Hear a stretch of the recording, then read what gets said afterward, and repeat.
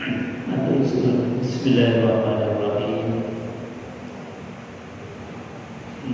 Assalamualaikum warahmatullahi wabarakatuh. Bismillahirrahmanirrahim. Nahmaduhu wa nasta'inuhu wa nastaghfiruh wa na'udzu billahi min shururi anfusina wa sayyiati a'malina. May yahdihillahu fala mudilla lahu wa may yudlil fala hadiya lahu. Rabbi ishrah li sadri wa yassir li amri wa hlul 'uqdatam min lisani yafqahu qawli. Qala Allah ta'ala fi kitabihi karim wa huwa asdaqul qa'ilin. A'udzu billahi samil 'alim minasy syaithanir rajim. Bismillahirrahmanirrahim. Ya ayyuhalladzina amanu taqullaha haqqa tuqatih wa la tamutunna illa wa antum muslimun. Sadaqallahul 'azim wa sadaqa rasulul karim wa nahnu 'ala dzalika minasyahidin walhamdulillahi rabbil alamin. Yang kami hormati pengurus Masjid Mujahidin dan juga jemaah sekalian yang hadir di majelis yang mulia. Pertama dan yang paling utama, tentu tidak ada kalimat yang patut kita ucapkan kecuali kalimat terima kasih kita, syukur kita kepada Allah biqaulina alhamdulillahirabbil alamin. Kedua kalinya salawat dan salam kita haturkan kehadiran baginda Nabi besar Muhammad sallallahu alaihi wasallam yang uswah dan teladannya kita mencoba meniru sekuat kita, sedikit demi sedikit apa yang kita pahami, apa yang kita tahu, kemudian kita lakukan. Insya Allah itu menjadi wasilah kita, sebab kita menjadi manusia yang dimuliakan Allah Subhanahu wa taala sebagaimana mulianya baginda Rasulullah sallallahu alaihi wasallam.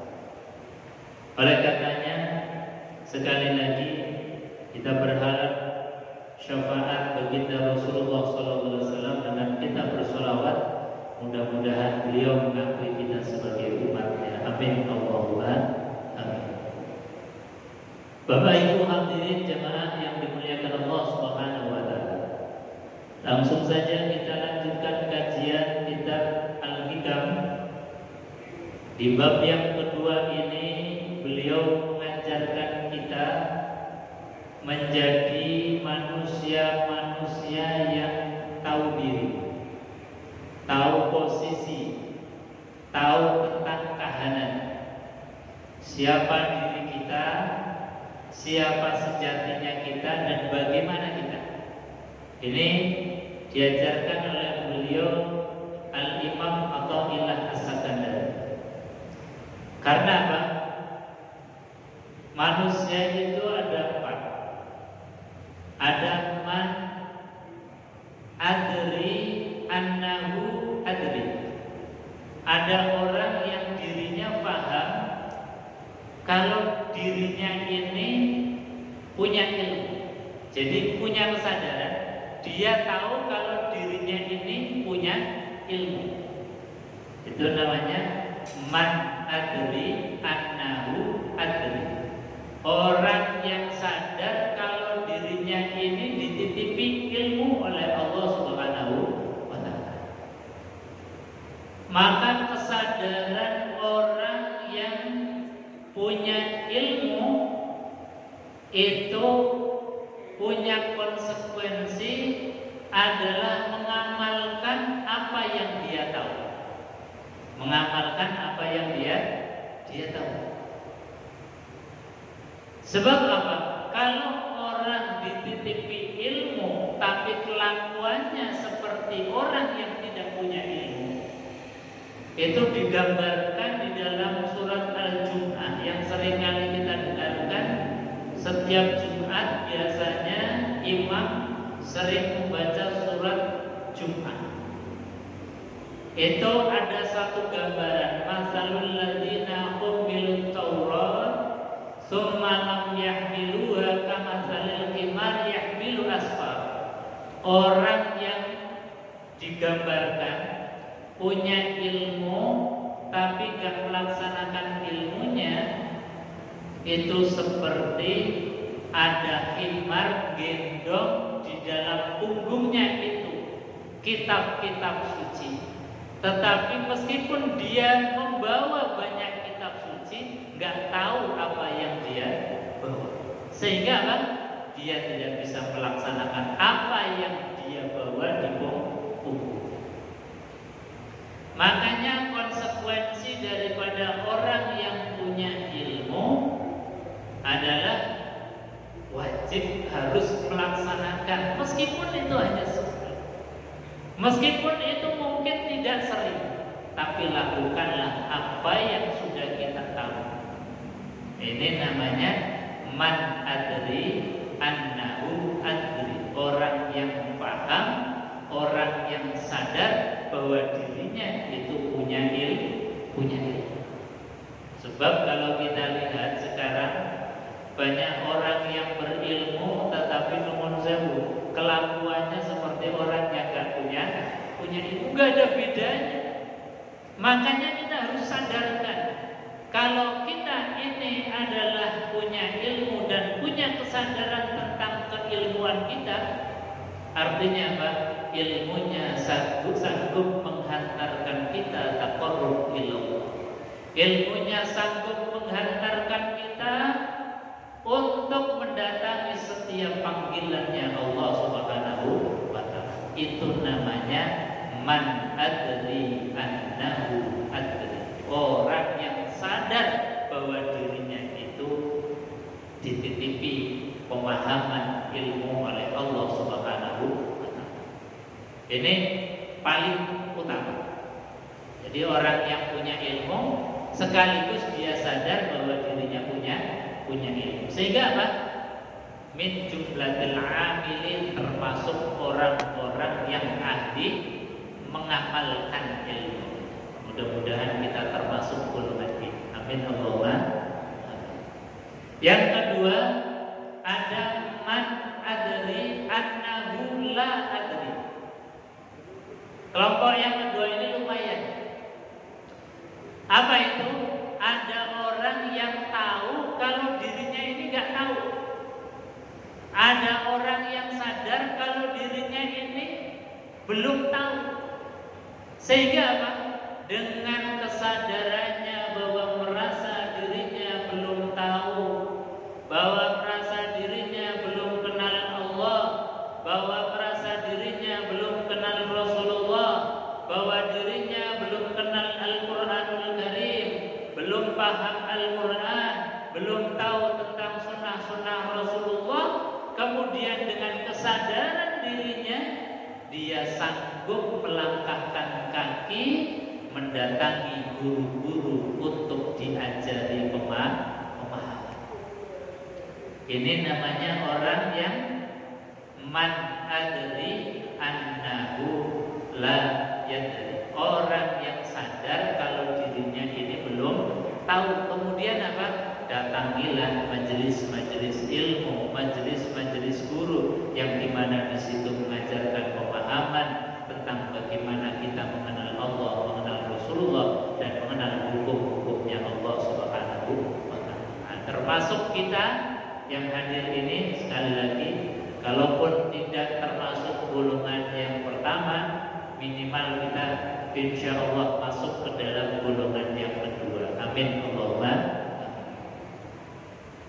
Ada golongan yang ketiga, annahu la yadri annahu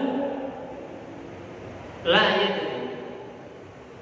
Ada orang yang sudah dirinya nggak sadar kalau dirinya nggak tahu. Jadi merasa dirinya tahu, sehingga apa? Kebodohannya ini tertutupi, bahkan kemudian mereka tidak mau dan tertutup untuk didatangkannya hidayah ilmu dari Allah Subhanahu wa ta'ala. Ini bahaya orang yang semacam ini. Orang yang Keempat, kata para ulama adalah annahu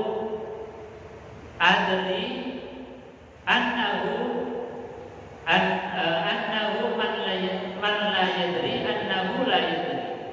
Orang yang dirinya ini paham bahwa dirinya ini tidak paham. Kemudian apa? Mendatangi guru-guru, kita mendatangi majelis-majelis ilmu. Nah, ini di antara hal yang disampaikan oleh para ulama, sehingga apa? Kita diharapkan tahu dan sadar diri kita ini sedang dalam posisi yang seperti apa. Seperti Al-Imam Athaillah As-Sakandari di bab yang kedua ini. Ini beliau mengajarkan kepada kita. Beliau mengatakan iradatukal tajrid ma'a iqamatillah iyyaka minal asbab minasyahwatil khawfiyah. Kata beliau, iradatuka, keinginanmu at-tajrid, untuk tajrid. Tajrid itu adalah lepas diri dari urusan dunia. Ketika ada orang berkeinginan lepas diri dari urusan dunia, pokoknya ibadah, pokoknya sholat. Iyyaka fil asbab, padahal dia ditakdir oleh Allah Subhanahu wa taala, dia dalam posisi makom asbab. Makom yang kalau tidak obat, kalau tidak berusaha, ya tidak dapat rahmatnya Allah, tidak dapat rezekinya Allah. Maka orang yang hanya duduk manis mengharapkan makom tajrid tanpa usaha, itu dikatakan oleh Al-Imam Athaillah As-Sakandari, itu termasuk minasyahwatil khawfiyah, termasuk syahwat yang sangat samar. Jadi kelihatannya baik, orang itu mungkin di masjid wiridan terus, tetapi di rumah istri anak-anaknya untuk makan saja susah.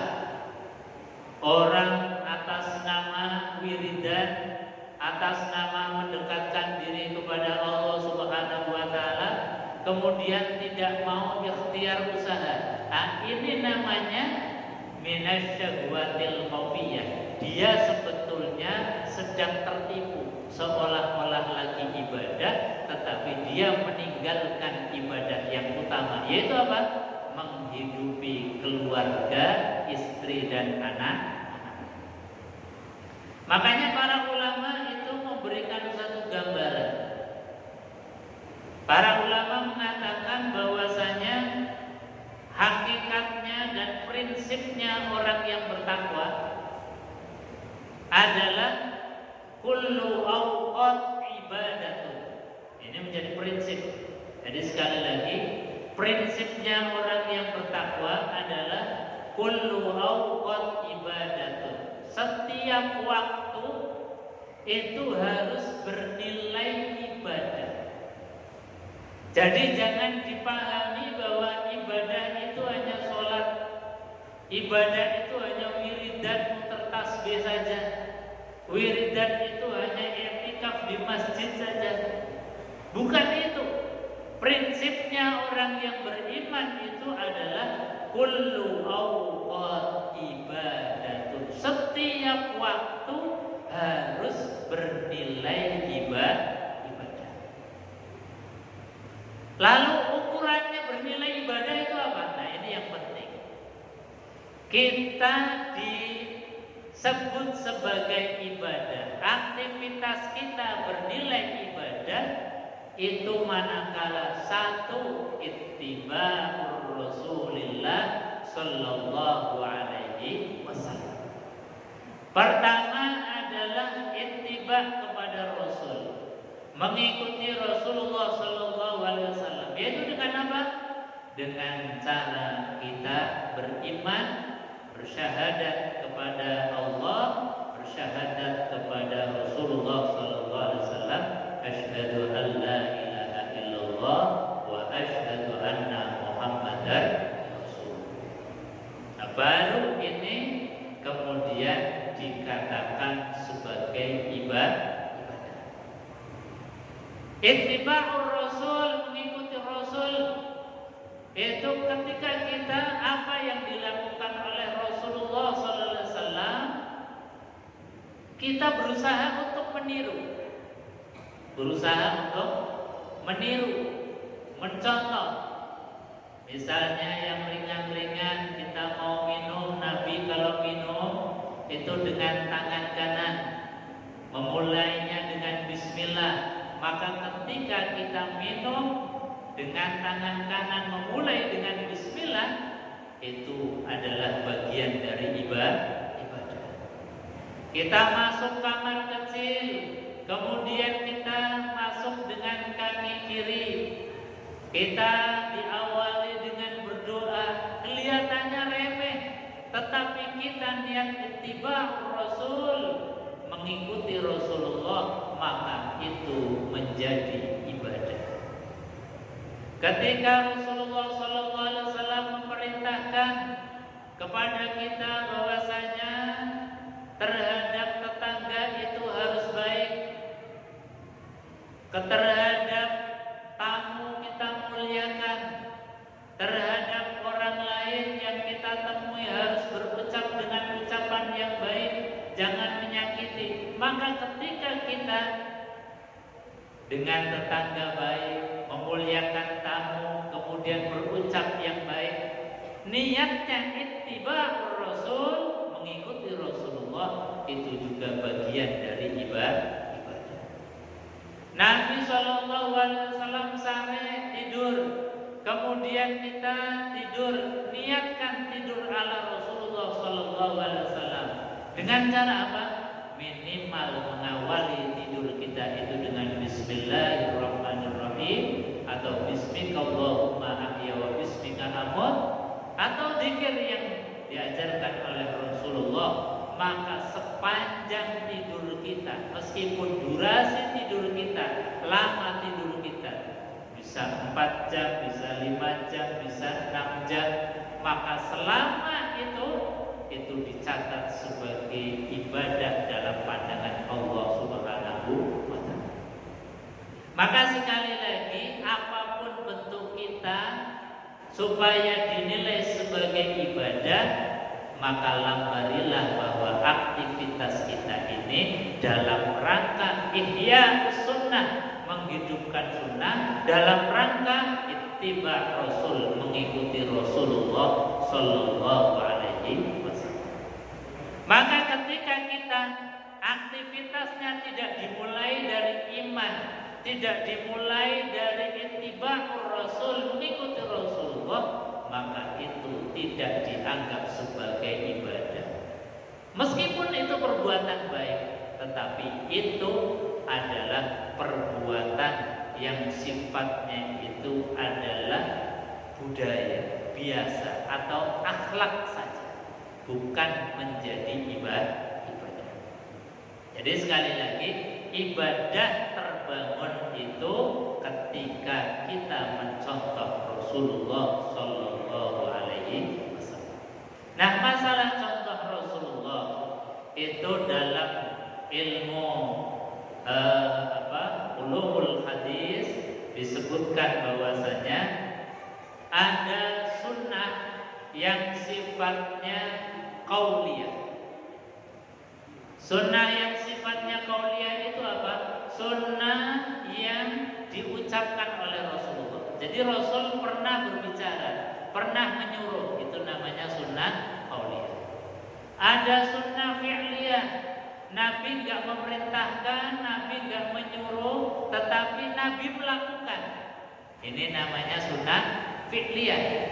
Jadi apa yang dilakukan oleh Rasulullah, meskipun Nabi SAW belum pernah memerintahkan, belum pernah menyarankan, itu juga bagian dari sunnah. Ada sunnah yang takririyah. Sunnah takririyah itu apa? sunnah yang menjadi penetapan Nabi. Nabi enggak memerintahkan, Nabi enggak melakukan, tetapi ketika ada sahabat melakukan, Nabi mendel, Nabi diam. Maka diamnya Rasulullah itu adalah penetapan bahwa itu adalah boleh kalau dilakukan menjadi sunnah. Karena apa? Kalau Nabi tidak kerso, tidak mau, bahkan Nabi melarang, itu pasti Nabi akan beliau ucapkan, Nabi akan larang. Tetapi ketika ada satu perbuatan sahabat yang Nabi diam, itu artinya bahwa persetujuan dari Rasulullah Shallallahu Alaihi Wasallam. Itu dalam ilmu hadis namanya sunnah takririyah, penetapannya Nabi. Ada sunnah yang keempat namanya sunnah hamiyah, sunnah yang menjadi cita-citanya Rasulullah Shallallahu Alaihi Wasallam. Nabi pernah mencita-citakan, tapi sebelum Nabi melakukannya beliau wafat. Maka dalam bahasa hadis, apa yang pernah dicita-citakan Rasulullah kemudian kita lakukan, itu juga bagian dari ibadah menghidupkan sunnah Rasulullah Sallallahu Alaihi Wasallam.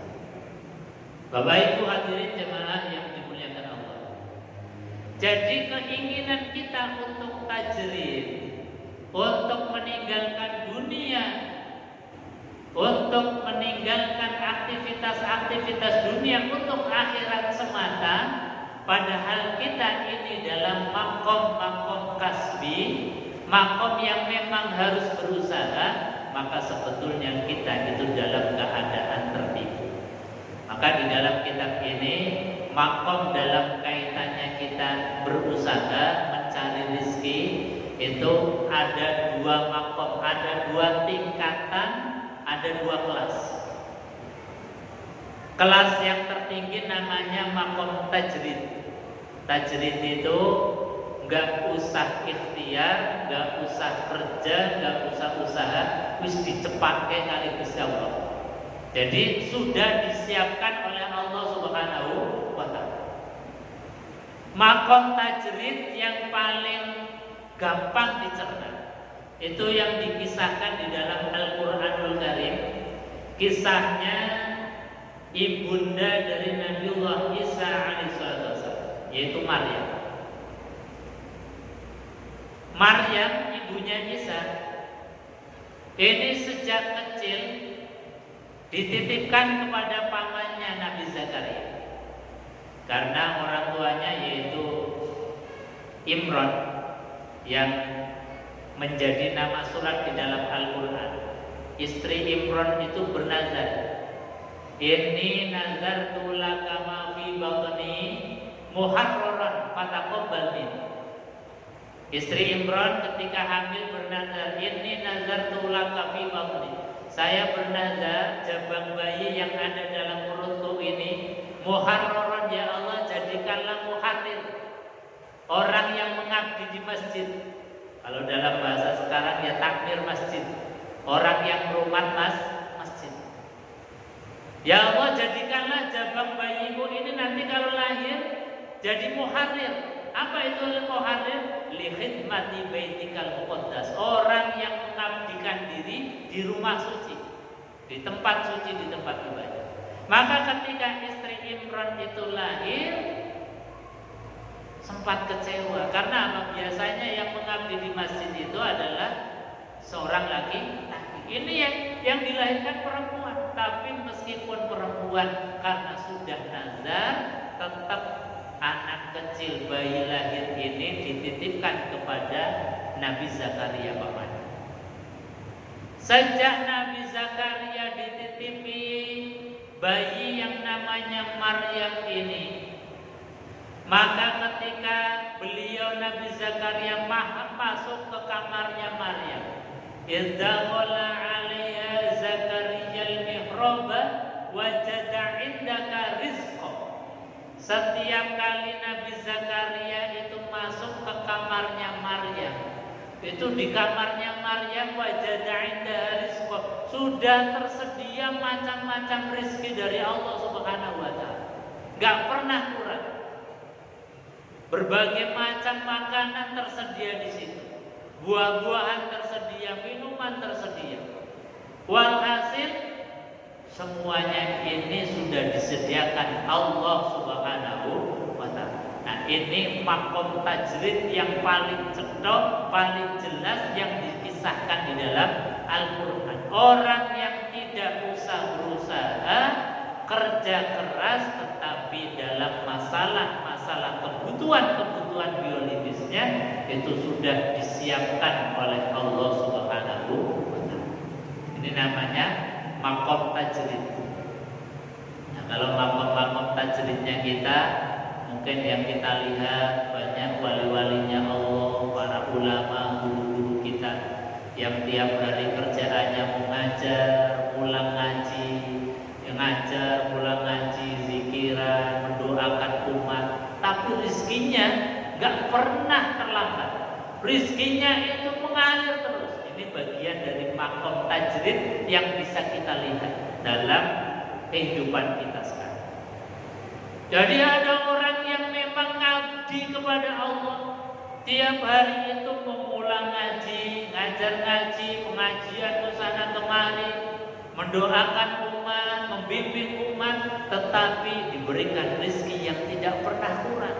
Nah, ini sekali lagi bagian dari makom tajrid. Ketika kita dalam keadaan makom itu, makom yang sudah disiapkan rezekinya oleh Allah, kok kita masih nguber-nguber dunia, masih menjadikan dunia itu sebagai tujuan pokoknya, ngumpulkan uang sebanyak-banyaknya, sementara ngajinya dilupakan, ibadah dilupakan. Ini namanya orang yang keblinger. Dalam bahasa Al-Imam Atha'illah As-Sakandari adalah minasyahwatil khofiyah. Dia sedang tersesat kepada syahwat yang sama. Seolah-olah dia itu ibadah, tetapi sejatinya dia ini lagi dihembus-hembus oleh hawa nafsu. Pun demikian, wa iradatukal asbab. Ketika kita dalam makom yang kedua, makom yang memang makomnya asbab, makom ikhtiari, kalau nggak kasab yang nggak dapat cuan, kalau nggak kerja nggak dapat duit, kalau nggak obah nggak mama. Kok inginnya kita itu di masjid terus zikiran terus, bukan makomnya kita. Makomnya kita ya udah usaha. Dan ketika kita usaha itu juga bagian dari ibadah. Kata Rasulullah SAW, keluarnya kita dari rumah ke pekerjaan sampai kembali lagi itu adalah ibadah di mata Allah Subhanahu wa ta'ala. Andai kata pun ditakdir nuwun sewu, ketika kita dalam perjalanan menuju tempat kerja, kemudian mungkin ditakdirkan Allah kecelakaan sampai meninggal dunia, maka Allah pun mengapresiasi orang yang dari rumah niatnya kerja untuk menghidupi keluarga, tolabul halal, mencari penghidupan yang halal. Kata Rasulullah, orang yang semacam ini min jumlatis syuhada, termasuk orang yang mati syahid. Makanya sekali lagi kita harus tanamkan prinsip hidupnya orang mukmin. Apa itu? Kullu awqa ibadatun. Setiap waktu tidak ada semenit pun, tidak ada satu detik pun yang tidak bernilai di mata Allah Subhanahu wa ta'ala. Caranya supaya bernilai ibadah gimana ya tadi? Satu, lambari dengan iman. Yang kedua, teknisnya, caranya ittiba'ur Rasulillah sallallahu alaihi wasallam, mengikuti Rasul. Makanya seperti kajian dalam kitab yang kemarin, bagaimana supaya kita bisa ittiba, mau tidak mau kita harus kenal betul dengan Rasul.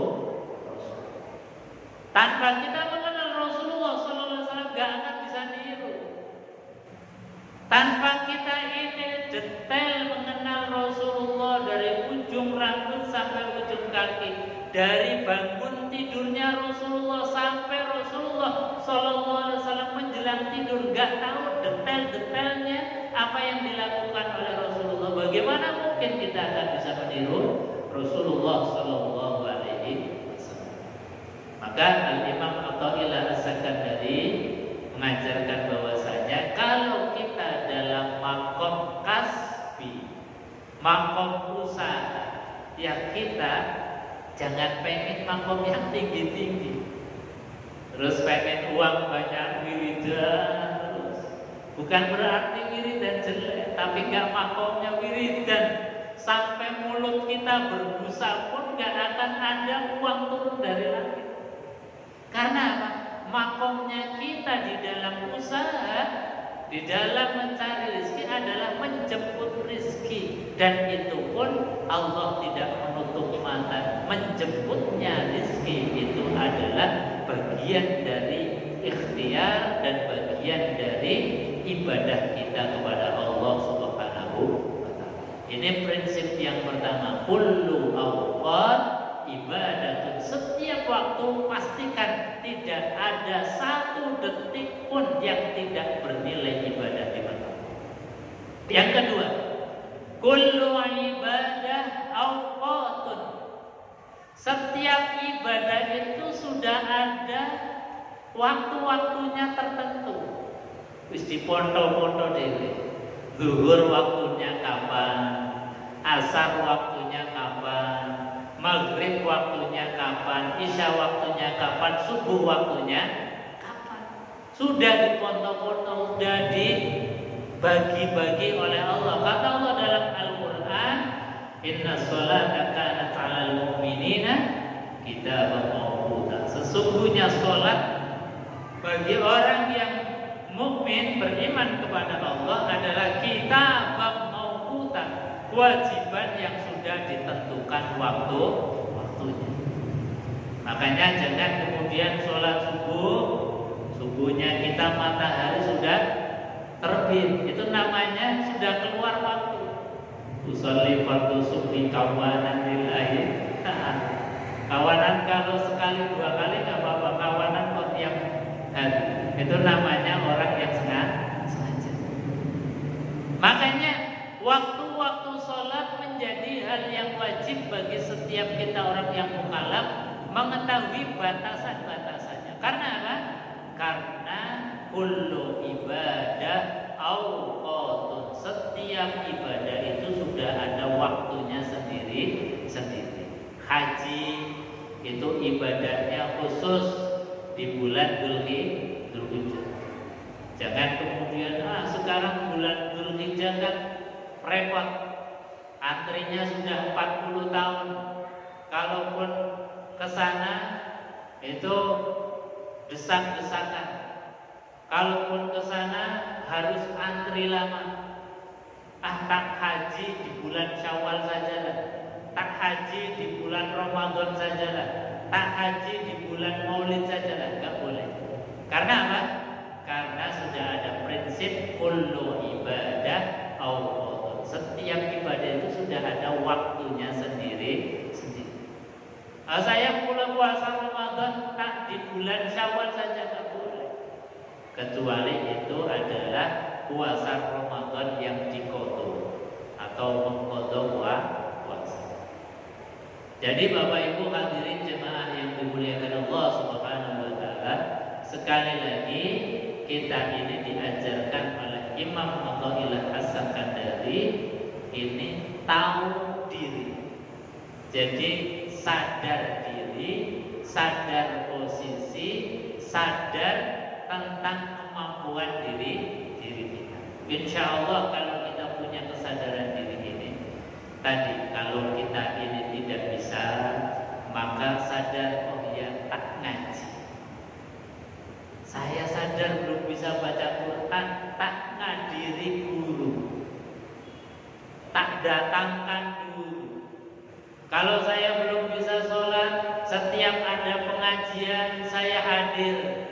Maka hadirnya saya di pengajian ini mudah-mudahan jadi kafarat, jadi penutup atas kekurangan ibadah kita. Kalaupun sholat kita mungkin secara syarat dan rukunnya karena keterbatasan pengetahuan kita, terbatas ilmu kita, tapi karena kita masih mau menghadiri pengajian, maka tadi yang asalnya sholat kita mau tertolak karena bodohnya kita, karena malasnya kita mencari tahu, karena malasnya mencari ilmu, gara-gara kita masih mau ngaji, dengarkan pengajian, insya Allah ini bagian pengangkat daripada ibadah yang asalnya ada kemungkinan tertolak. Makanya sebetulnya ngaji semacam ini Bapak Ibu bukan hanya sekedar kita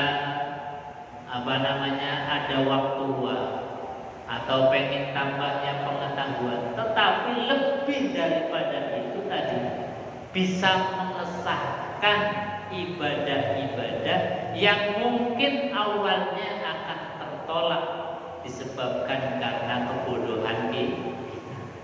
Tapi malaikat yang kemudian masih melihat, oh si fulan masih ngaji, orang ngaji ini kemudian menjadi ya sudah, ini menjadi rukhsahnya, keringanan kita, insya Allah menjadikan ibadah kita ikut terangkat oleh Allah Subhanahu wa Ta'ala.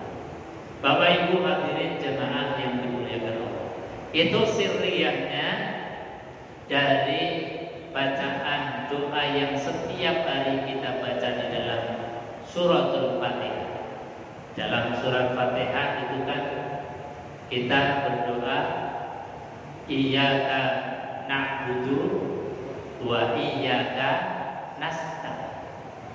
Ini luar biasa kalau kita kaji dalam tafsirnya, kalimat yang pendek ini luar biasa. Iyyaka na'budu, hanya kepadamu kami menyembah. Meskipun kita mengucapkannya sendiri, tetap dengan bahasa kami menyembah. Ini diajarkan oleh Allah. Apa sirriyahnya? Maknanya kata para ulama ahli tafsir, kenapa Allah mengajarkan iyyaka na'budu, hanya kepadamu kami menyembah? Karena apa? Boleh jadi ketika kita menyembah beribadah dalam kesendirian yang mungkin tadi akan tertolak, tetapi berkat kita barengkan, kita bersamakan, kita ikutkan ibadah kita dengan kalimat na'budu, maka ibadah kita yang asalnya akan tertolak karena kekurangan ilmu, kurang pahamnya kita, jadi diangkat dengan barokah ibadah kita dibarengkan dengan ibadahnya banyak orang. Jadi kalimat yang sederhana iyyaka na'budu, sebetulnya kalau secara kebahasaan, kalau kita ini bacanya sendiri, itu kalimatnya iyyaka a'budu, hanya kepadamu aku menyembah. Tetapi kalimatnya ini luar biasa dengan domirna. Maknanya apa? Supaya ibadah kita ini yang rentan kurangnya ikut diangkat dengan ibadahnya orang. Begitu juga wa iyyaka nasta'in, dan hanya kepadamu ya Allah nasta'in, kami memohon pertolongan.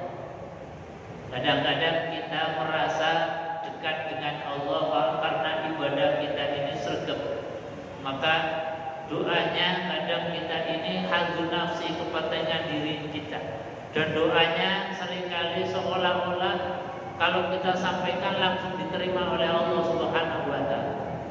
Padahal hijabnya doa itu banyak sekali. Hijabnya doa kadang disebabkan perkara-perkara sepele yang kita ini kurang hati-hati. Makan makanan yang bukan miliknya, makan makanan yang haram, makan makanan yang itu merupakan sesuatu yang dilarang oleh Allah. Itu sebetulnya adalah hijab dari doa kita. Ketika kita zalim sama orang, ketika kita memutuskan tali silaturahim, ketika kita durhaka terhadap orang tua, itu bagian dari hijab. Tetapi manakala kita berdoa dan doanya kita sertakan, kita doanya dibarengkan dengan doanya orang lain, maka doa yang tadi banyak hijab, tapi kita sandarkan, kita ikutkan dengan doanya orang lain, maka insya Allah banyak terangkatnya doa kita. Makanya sekali lagi kita di dalam membaca surah Al-Fatihah ini kita hayati perkalimat, tujuannya apa yang menjadi rahasia dari rahasia ayat-ayatnya Allah, firman-firmannya Allah, termasuk kalimat tadi yang sederhana, iyyaka na'budu wa iyyaka nasta'in. Kita ikutkan ibadah kita ikutkan doa kita bersama doanya orang lain yang mungkin makanannya lebih halal, yang mungkin mereka lebih baik, yang mungkin mereka dengan orang tuanya lebih berbakti. Insya Allah doa kita ikut bersama doa-doanya mereka. Insya Allah ibadah kita diikutkan dengan ibadah-ibadahnya mereka. Ini namanya sadar diri, sadar posisi. Insya Allah kalau orang ini sadar terhadap siapa diri kita, maka sejatinya kita pasti akan sadar tentang Allah Subhanahu wa ta'ala. Mudah-mudahan kita termasuk orang-orang yang diberikan petunjuk hidayah oleh Allah Subhanahu wa ta'ala. Amin ya rabbal alamin. Kita tutup majelis ini dengan doa kafaratul majelis bersama-sama. Bismillahirrahmanirrahim. Subhanakallahumma wa bihamdika asyhadu an la ilaha illa anta astaghfiruka wa atubu ilaik. Assalamualaikum